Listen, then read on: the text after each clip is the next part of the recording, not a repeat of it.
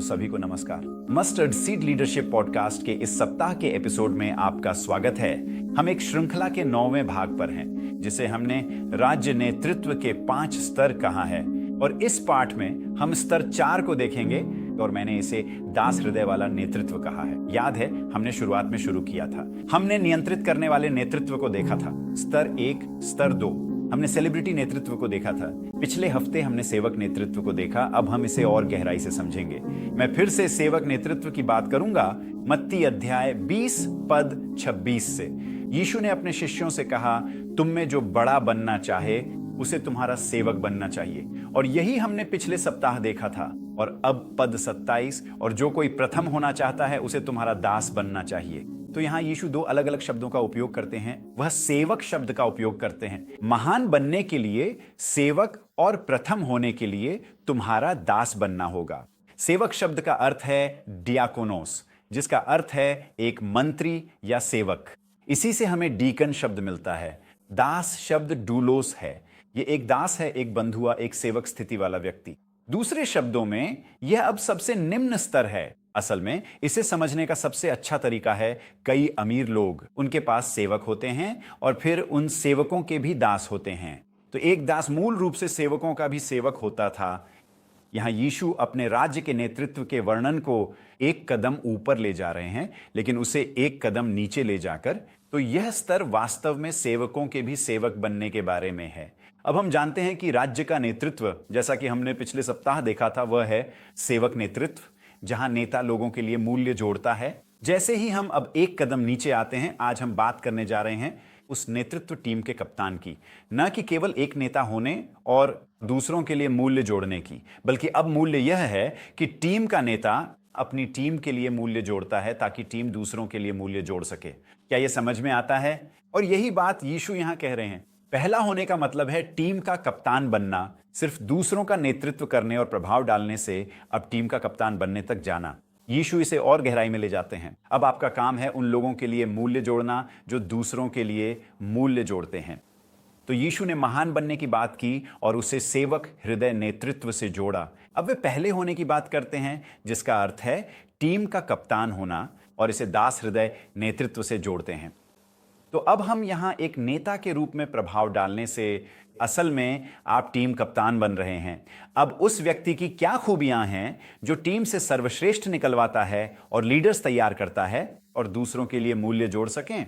तो ऐसा नेता वह होगा जो समझ की पुल बनाना जानता है। सेवक नेताओं का सेवक बनने का मतलब है लगातार पुल बनाना। इसीलिए दास हृदय नेतृत्व में ध्यान आपसे हटकर दूसरों पर केंद्रित हो गया है, जिससे आप दूसरों पर ध्यान केंद्रित करने में मदद करते हैं। और इसका एक हिस्सा है पुल बनाना, वास्तव में जुड़ना, क्योंकि आप उनकी क्षमताएं निखारना चाहते हैं, इसलिए सुनने पर ध्यान दें। कभी कभी नेता की बुद्धि या उपदेशों की ओर लोग आकर्षित होते हैं।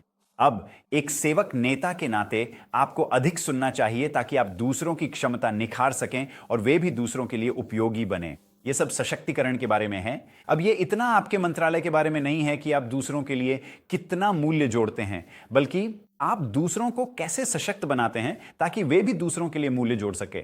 यह विनम्र होने के बारे में है, क्योंकि अब ध्यान का केंद्र बदल रहा है। सेवकों को भी कभी कभी ध्यान मिलता था, वे काम करते थे, लेकिन सेवक होना कोई बुरी बात नहीं थी। ये कभी कभी एक महान बात भी थी। लेकिन दास बनना, यानी सेवक का भी सेवक बनना, इसका मतलब है कि अब आप अदृश्य हो जाते हैं। अब ध्यान आपके ऊपर नहीं है और यह संभावनाओं को पहचानने के बारे में है, लोगों के भीतर उसे पहचानना और उसे विकसित करने में मदद करना। तो बस कुछ बातें हैं। स्पष्ट है, अब जब हम उदाहरणों को देखना शुरू करते हैं तो हमने नेताओं के उदाहरण देखे हैं, लेकिन अब दास हृदय वाले नेता के बारे में क्या? और निश्चित रूप से यीशु इसका सबसे अच्छा उदाहरण है, और वह कहानी है जिसे मुझे यकीन है आप जानते होंगे। खैर, हमने इसका उल्लेख किया है कई बार मस्टर्ड सीड लीडरशिप पॉडकास्ट में, लेकिन यीशु ने शिष्यों के पैर धोने का उपयोग एक शक्तिशाली उदाहरण के रूप में किया, क्योंकि यही तो दास करते हैं। सेवक जानता था कि क्या करना है। मालिक के पास मेहमान थे तो सेवक दास को बुलाता था और दास को चारों ओर भेजता था शिष्यों के पैर धोने का वह मामूली और अदृश्य काम करने के लिए। लेकिन यीशु ने इसे करके दिखाया और यह एक अद्भुत कहानी बन गई। इसे मैं एक बार फिर इसी दृष्टिकोण से पढ़ता हूं। यूहन्ना अध्याय 13 आयत 12 से 17 में लिखा है, जब यीशु ने उनके पैर धो लिए तो उन्होंने अपने कपड़े पहने और अपनी जगह लौट आए। क्या तुम समझते हो कि मैंने तुम्हारे लिए क्या किया है? उन्होंने उनसे पूछा, तुम मुझे गुरु और प्रभु कहते हो और सही कहते हो, क्योंकि मैं वही हूं। अब जब तुम्हारे गुरु और प्रभु ने तुम्हारे पैर धोए हैं तो तुम्हें भी एक दूसरे के पैर धोने चाहिए। मैंने तुम्हारे लिए एक उदाहरण रखा है कि जैसा मैंने तुम्हारे लिए किया वैसे ही तुम भी करो। मैं तुमसे सच कहता हूं, कोई सेवक अपने स्वामी से बड़ा नहीं होता और न ही कोई दूत उसे भेजने वाले से बड़ा होता है। अब जब तुम ये बातें जानते हो, यदि तुम इन्हें करोगे तो धन्य होगे।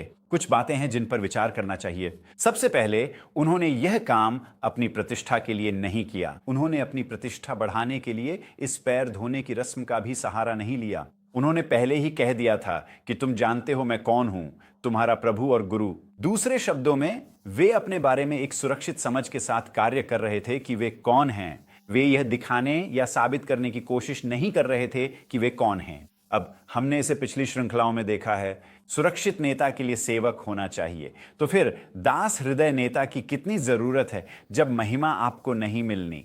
ये दूसरों में निवेश करने के बारे में है ताकि वे अपने आसपास के लोगों के लिए मूल्य उत्पन्न कर सकें। फिर उन्होंने उन्हें एक दूसरे के साथ वैसा ही व्यवहार करने का आदेश दिया। उन्होंने केवल पतरस को यह आदेश नहीं दिया, नए कप्तान बनकर उन्होंने उन्हें पैर धोने का आदेश दिया। अब सुनिए वह वादा जो वह जोड़ते हैं।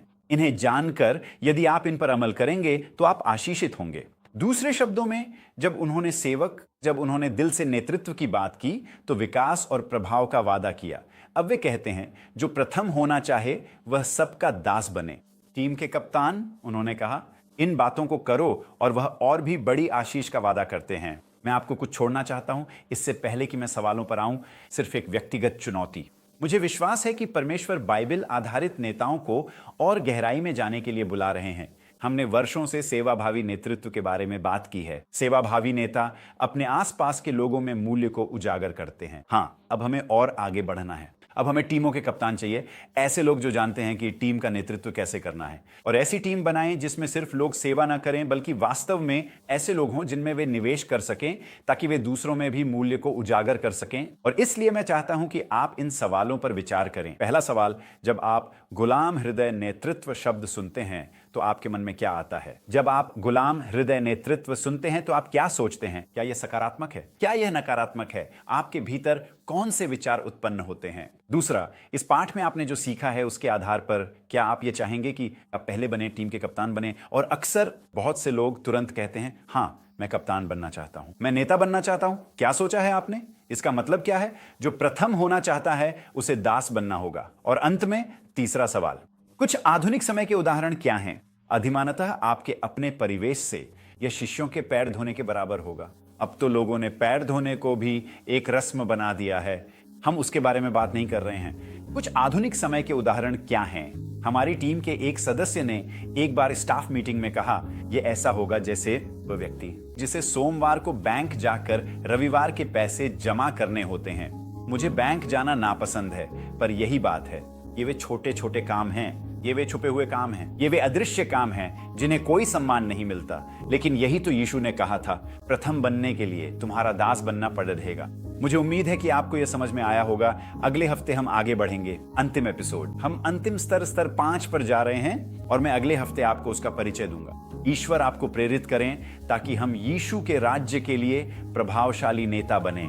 तो मुझे उम्मीद है कि यह आपकी मदद करेगा और परमेश्वर आपको आशीर्वाद दें। अगले हफ्ते आखिरी भाग में फिर मिलेंगे। ईश्वर आपका भला करे। अलविदा।